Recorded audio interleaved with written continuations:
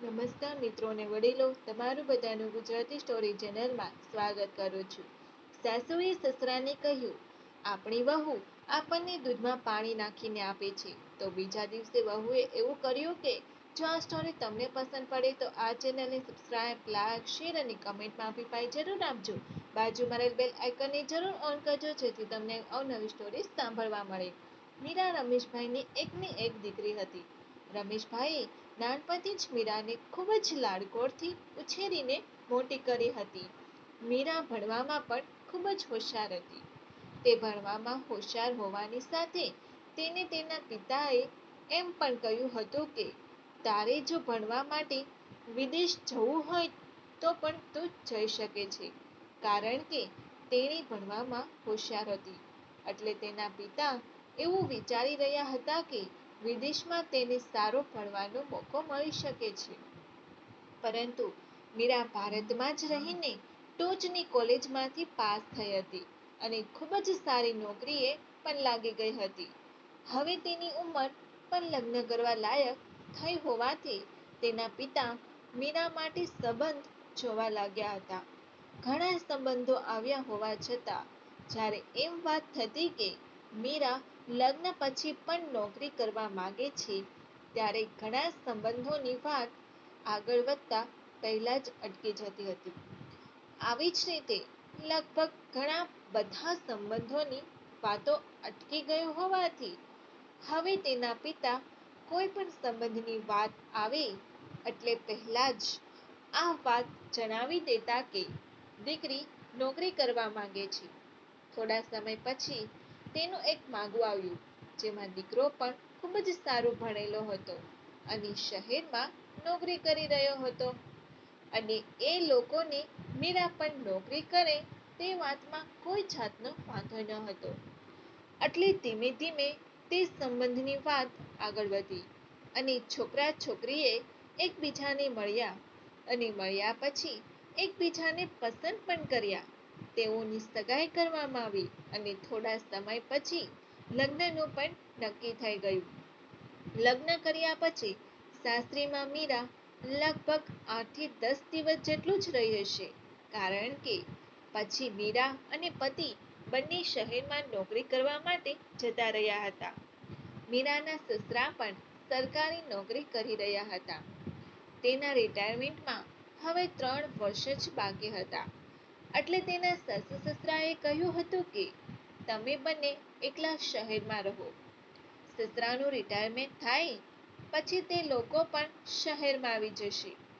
ધીમે ધીમે સમય વીતતો ગયો અને રિટાયર થયા પછી સાસુ અને સસરા પણ મીરા અને રાહુલ સાથે રહેવા લાગ્યા.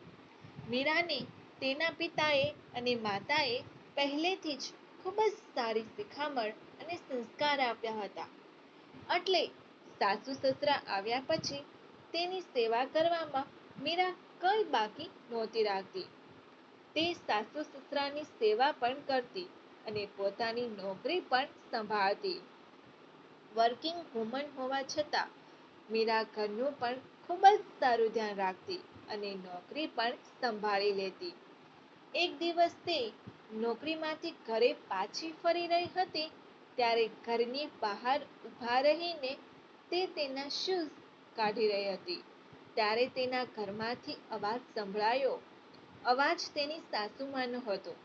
સાસુમા તેના સસરાને કહી રહ્યા હતા કે આપણી વહુ મીરા આપણને દૂધમાં પાણી નાખ્યા પછી ચા બનાવીને આપે છે અને હું જ્યારે પણ દૂધ માંગું ત્યારે દૂધમાં પણ પાણી નાખીને જ આપે છે.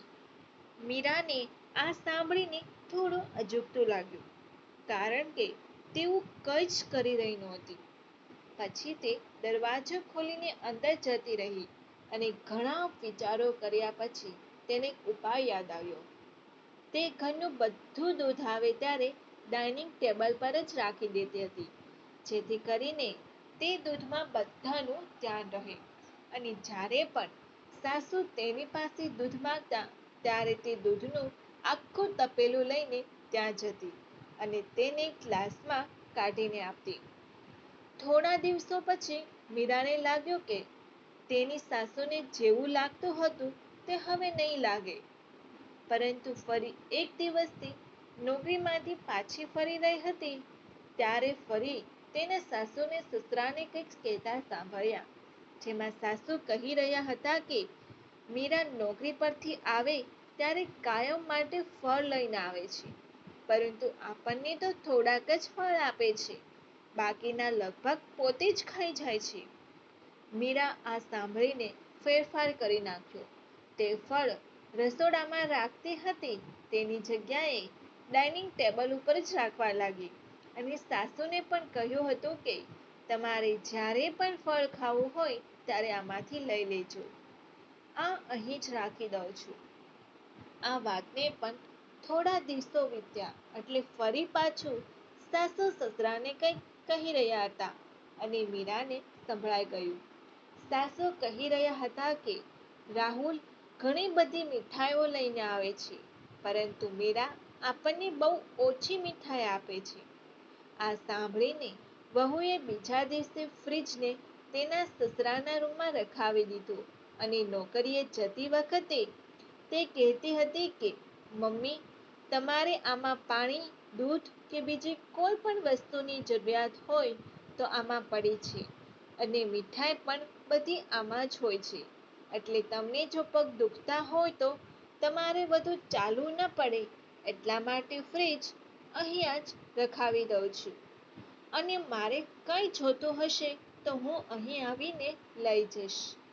હજી મીરા નોકરીએ જઈ રહી હતી અને બહાર ઊભી રહીને લિફ્ટની રાહ જોઈ રહી હતી એવામાં ફરી પાછો સાસુનો અવાજ સંભળાયો. તે સસરાને કહી રહ્યા હતા કે આ બધું તો ઠીક છે, પરંતુ મીરામાં મને કંઈક તો ગડબડ લાગે છે.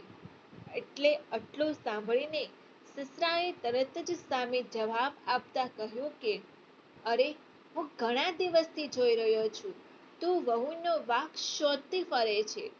હમણાં મીઠાઈ માટે પણ કહ્યું હતું, તેને આખું ફ્રીજ અહીંયા રખાવી દીધું. તે મીઠાઈ વધુ પડતી એટલે નથી આપતી કે તને ડાયાબિટીસ છે અને તું હવે કહી રહી છે કે મને વહુમાં કંઈક તો ગડબડ લાગે છે.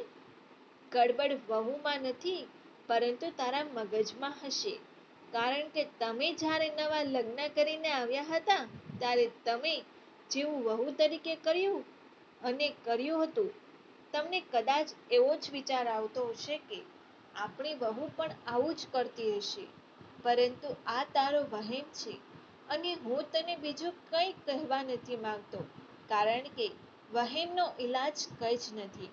બહાર ઊભી ઊભી વહુ આ બધું સાંભળી રહી હતી અને ફરી પાછો સાસુનો અવાજ પણ ન આવ્યો.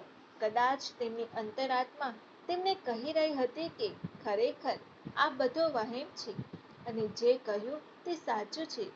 તે દિવસ પછી વહુ અને સાસુનું વર્તન પણ જડબહુથી ફરી ગયું, કારણ કે તેની સાસુના મગજમાં રહેલો વહેમનો ઈલાજ સસરાએ થોડા શબ્દોમાં જ કરી નાખ્યો હતો.